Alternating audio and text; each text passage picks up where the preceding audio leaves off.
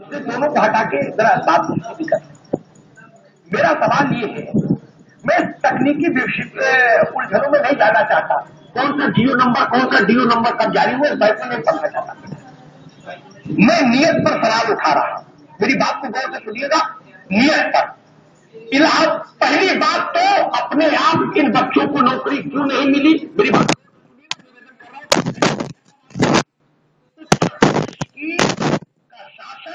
In continuation तारतम्य में रहता है। आप तो वकील हैं, जानते हैं। जवाहरलाल प्रधानमंत्री रहे या रहे नरेंद्र मोदी, भारत सरकार कभी डिफॉल्ट नहीं होती। गवर्नमेंट ऑफ इंडिया हमेशा चलती है। वैसे गोविंद वल्लभ पंत रहे हो या अखिलेश जी हो, उत्तर प्रदेश शासन हमेशा चलता है। एक शासन के द्वारा लिए गए इम्तिहान के बाद उत्तीर्ण हुए मेरिट में आए बच्चे स्वतः नौकरी क्यों नहीं पा गए? एक सवाल। जब आपने नौकरी नहीं दी, प्रपंच रचे, कौतुक किए, बच्चे अदालत में गए। अदालत ने उत्तर प्रदेश की जमीन पर जो सबसे बड़ी अदालत है इलाहाबाद हाईकोर्ट, उसने आपको डांटा शब्द इस्तेमाल कर रहा हूं, आपको फटकारा, आपको लताड़ा, तो कहा इनको नौकरी दो तत्काल। आपकी सरकार ने ये बच्चे मिलने गए थे सरकार के सबसे बड़े चेहरे से, उन्होंने क्या कहा था मालूम है? हम तुम्हारे साथ हैं। सबसे बड़े चेहरे ने कहा हम तुम्हारे साथ हैं, और इधर के मंत्री को पीछे वाले गेट से दिल्ली भेज दिया कि जाओ सुप्रीम कोर्ट में हाई कोर्ट के निर्णय के खिलाफ एसएलपी लगा दो। ये चीज मेरी आंख में खटकती है। ये व्यवहार अपने बच्चों जैसा नहीं है। सरकार माई बाप होती है, और ये व्यवहार दुनिया का कोई आदमी कह सकता है क्या?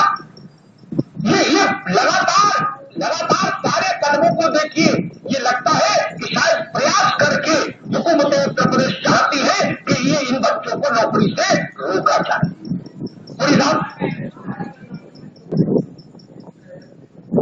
अमदा भाई, 3 बातें इसमें से बुनियादी निकलती। ये सरकार पिछली सरकार के द्वारा शुरू किसी काम, हमारे राजनीतिक मतभेद सत्ता से हो सकते हैं, किसी पार्टी से हो सकते हैं, लेकिन हमारे मतभेद उत्तर प्रदेश की जनता और यहाँ के नौजवानों और उनकी बेरोजगारी से नहीं हो सकते। आप कैंपेन के दौरान 2012 में खड़े होकर के तमाम सारे वादे करते हैं, लोगों की उम्मीदें जगाते हैं, और सरकार की नीयत कहां से पता लगती है? आप जियो की बात करते हो, आप जो एफिडेविट कोर्ट के अंदर दाखिल करते हो, आप हाईकोर्ट के फैसले के बाद एसएसपी फाइल करने के लिए चोर दरवाजे से जाते हो। आप में इतना नैतिक साहस नहीं है कि यह सरकार कह सके कि हम हाईकोर्ट के फैसले से डिसएग्री करते हैं, हम सुप्रीम कोर्ट में कंटेस्ट करेंगे और देश की सबसे बड़ी अदालत जो फैसला देगी हम उसे मानेंगे। यह साहस भी आपके पास नहीं है।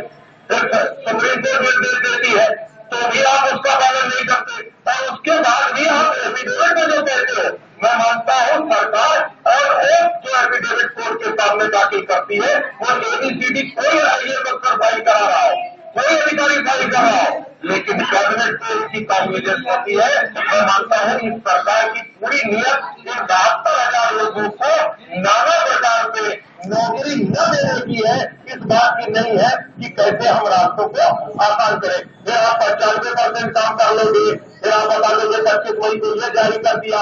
अरे जो एक मूल चीज जारी करनी है, नियुक्ति पत्र, उसे जब जारी करोगे, उसे क्यों नहीं जारी करते? मूल सवाल यह है कि जियो का उलझाव मत पैदा कीजिए। सीधे नहीं कहिए, आप तो कहिए हम नियुक्ति पत्र देंगे या दे दीजिए कि देश की सुप्रीम कोर्ट भी करेगी तब भी हम नहीं जारी करेंगे। यह है हमारी उम्मीद की साइकिल। यह जारी जो आप ना उम्मीद कर रहे हैं सुप्रीम कोर्ट ने आपका क्या मैसेज है? सुप्रीम कोर्ट का ऑर्डर आपने देखा होगा। सुप्रीम कोर्ट ने भी यही शब्द इस्तेमाल किया कि इनको अपॉइंटमेंट लेटर दीजिए विदिन 12 वीक्स और फिर रिपोर्ट करो। ठीक, यानी उससे पहले जो पाठक कह रहे हैं आपको अपॉइंटमेंट लेटर से पहले की सारी प्रक्रियाएं करनी होंगी। एम आई राइट? आप तो वकील है, जानते होंगे उसमें प्रक्रिया में काउंसलिंग है, तमाम छोटे छोटे कदम है, वो सब उठाने होंगे। तो वो नहीं उठे, 11वां हफ्ता आ गया, इसलिए ये लोग सड़क पर आए हैं। किसकी आंखों में धूल झोंकने का काम होगा भाई?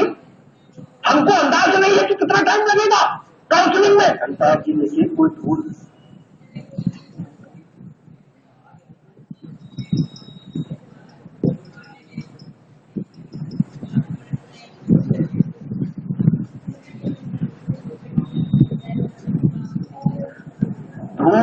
रोकने का कोई काम नहीं हो रहा है। और जो बात तो हमारे बड़े भाई साहब ने उठाई, पुरी साहब ने कहा कि नियत में, देखिए ऐसा है कोई भी सरकार हो तो ही, और जो चीज आपने कही कि इसमें होंगे भविष्य में, इसी बात आपने बहुत सही कही कि भविष्य में ये समाजवादी पार्टी के ऊपर नहीं होंगे जिनकी पीठ पे एक एजेंडा पड़ा है। लेकिन फिर भी सरकार क्यों नहीं करेगी, ये भी तो सोचना होगा। क्या दिक्कतें हैं आखिर, वही तो सवाल उठाना। अब क्या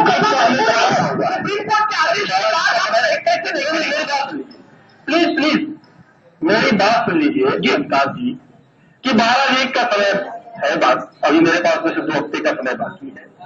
सरकार पूरी प्रक्रिया को पूरा कर रही है। सीबीआई जांच भी होती है, उसमें जो सुप्रीम कोर्ट कह रही है कि आप 2 हफ्ते के अंदर रिपोर्ट लाकर दाखिल करिए, उसमें भी सीबीआई आप गाँव में जाकर करके समय मांगती है कि भैया हमको और समय चाहिए, अभी जांच बाकी है। प्रक्रिया चल रही है, प्रक्रिया पूरी हो रही है। और कुछ और जो बात बताई कि 2011 में हुए थे पिछली सरकार,